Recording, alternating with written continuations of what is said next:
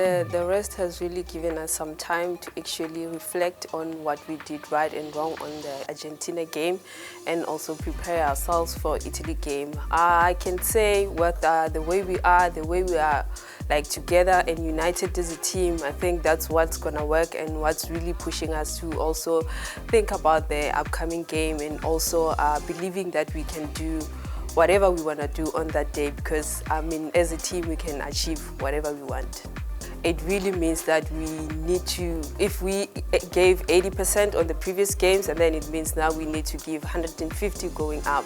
So it is really a much important game than the other ones. Yes, they were important, but this one is the one that's going to decide our fate in this tournament. So we really need to go there guns blazing and take out everything in the field. I think we can just use what we're capable of which is playing around as a team and doing what we can as a team also. And I believe that if we stick on our tactics, we can really win the game.